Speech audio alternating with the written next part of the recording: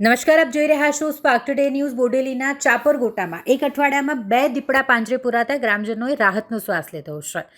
બોડેલીના ચાપરગોટા ગામ વિસ્તારમાં એક જ અઠવાડિયામાં 2 દીપડા પકડાયા છે. છેલ્લા ઘણા સમયથી આ વિસ્તારમાં 4 દીપડા ફરતા હોવાની લોકચર્ચા વચ્ચે વન વિભાગ દ્વારા દીપડાને પકડવા માટે વિસ્તારમાં પાંજરા ગોઠવવામાં આવ્યા હતા. 4 દિવસ પહેલાં એક દીપડો પાંજરે પુરાયો અને હવે વધુ એક દીપડો પાંજરે પુરાયો. પાંજરે પુરાયેલો દીપડો આશરે 2.5 વર્ષની ઉંમરનો હોવાનું જાણવા મળી રહ્યું છે. એક જ અઠવાડિયામાં 2 દીપડા પાંજરે પુરાતા હાલ ગ્રામજનો તેમજ વન વિભાગે રાહતનો શ્વાસ લીધો છે.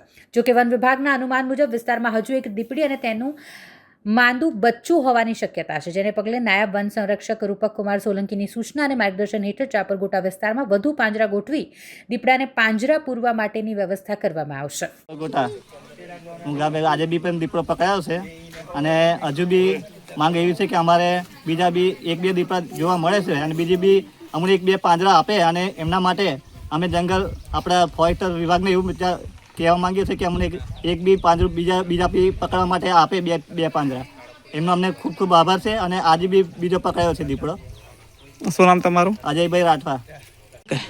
આજે ચાપરગોટે એક દીપડો પકડાયો છે, પિંજરું મૂક્યું હતું અને 2-3 દિવસ આગળ બી એક પકડાયેલો દીપડો અને આગળ બીજું દુર્ઘટના નહીં થાય એવી બીજું બી હજુ 2-3 દીપડા છે તો બી આગળ દુર્ઘટના નહીં ઘટે એ બીજી અમારી માંગ છે કે બીજું પિંજરું મુકાય એવી આશા રાખીએ છીએ. અને પિંજરું મૂકે સારી વાત છે કે બીજી દુર્ઘટના થતી કર્મચારી મૂક્યું અને આશા રાખીએ છીએ કે હજુ પિંજરું આપે.